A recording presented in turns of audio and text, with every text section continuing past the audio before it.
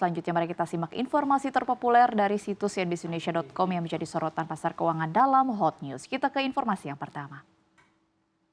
Presiden Joko Widodo membeberkan dua tantangan besar bagi ekonomi global ke depannya, yakni perlambatan ekonomi dan kenaikan tensi geopolitik di Timur Tengah. Jokowi memperkirakan ekonomi global berpotensi melambat di kisaran 2,7 hingga 2,8%, namun patut disyukuri bahwa Indonesia masih tumbuh di atas 5%. Kemudian peningkatan tensi geopolitik yakni perang di Ukraina dan perang Israel versus Lebanon dan Iran. Jokowi mengatakan ketidakpastian ekonomi dunia makin tidak jelas. Melihat kondisi ini, Jokowi mengingatkan agar semua pihak tidak terjebak pada pesimisme karena ketidakpastian global ataupun geopolitik.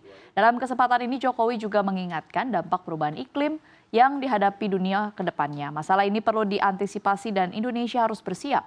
Jokowi juga mengungkapkan saat ini ada pergeseran global, ini ditandai oleh dunia yang mengarah ke abad Asia. Menurutnya ada 3 negara superpower baru dari Asia yang akan menjadi kekuatan ekonomi dunia. Mereka adalah India, China, dan juga Indonesia.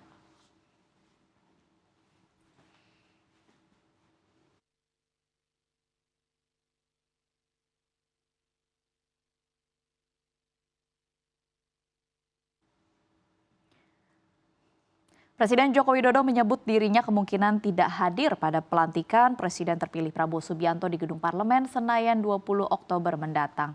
Jokowi mengatakan mungkin tidak akan hadir saat ditanya oleh awak media apakah dirinya akan datang saat pelantikan Prabowo pada Selasa hari ini. Usai Prabowo dilantik, nantinya Jokowi mengatakan dirinya akan langsung kembali ke Solo. Sebelumnya Jokowi juga sudah beberapa kali mengatakan rencana dirinya akan kembali ke Solo usai purna tugas. Diketahui Prabowo akan dilantik bersama dengan Wakil Presiden terpilih Gibran Rakabuming Raka pada 20 Oktober mendatang. Keduanya akan menjalani prosesi pengucapan sumpah jabatan Presiden dan Wakil Presiden Republik Indonesia di sidang paripurna MPR.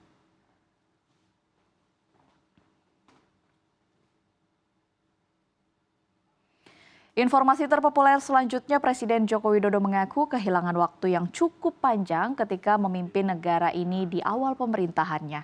Hal ini disebabkan transisi pemerintahan yang tidak berjalan mulus. Jokowi di Jakarta pada Selasa hari ini mengatakan pada tahun 2014 lalu butuh waktu 1 hingga 1,5 tahun untuk ia mengkonsolidasikan pemerintahan.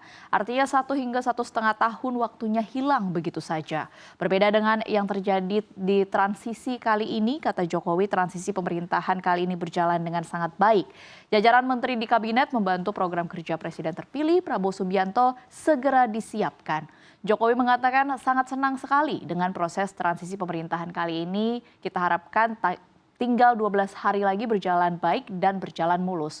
Situasi ini juga akan sekaligus memberikan optimisme kepada dunia usaha. Jokowi pun menambahkan transisi ke pemerintahan berjalan baik dan mulus itu penting untuk menjaga optimisme kita semua untuk menjaga stabilitas baik itu politik maupun ekonomi. Meskipun sekarang ini cerita optimisme itu tidak ada yang bertepuk tangan, tapi kalau yang disampaikan pesimisme itu tepuk tangannya banyak sekali.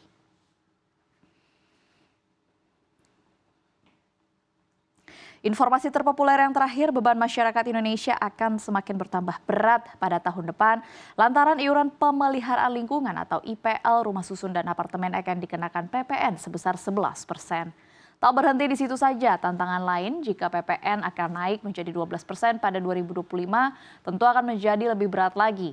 Kabar jika iuran IPL pada rumah susun dan apartemen akan dikenakan PPN, hal ini bermula dari informasi yang disampaikan lewat surat Direktorat Jenderal Pajak Kementerian Keuangan Wilayah Jakarta Barat mengenai sosialisasi pengelola apartemen. Dari surat yang diterima oleh CNBC Indonesia, terpantau ada 19 apartemen yang masuk ke dalam daftar undangan.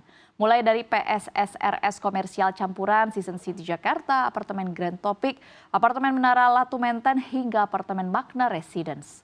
Akan tetapi wacana tersebut ditolak mentah-mentah oleh warga penghuni rusun dan juga apartemen. Mengenai surat tersebut, kalangan penghuni rumah susun dan apartemen menyatakan keberatan, di mana Ketua Umum Persatuan Perhimpunan Penghuni Rumah Susun Indonesia atau P3RSI Ajit Lauhata menilai kebijakan itu tidak tepat karena banyak penghuninya merupakan kalangan menengah yang saat ini daya belinya tengah terganggu. Saat ini banyak kalangan menengah yang tengah kesulitan ekonomi akibat menurunnya daya beli. Ajit pun sudah mendapatkan laporan dari warganya mengenai kesulitan untuk membayar IPL hingga rencana kepindahan sejumlah warga keluar dari apartemen.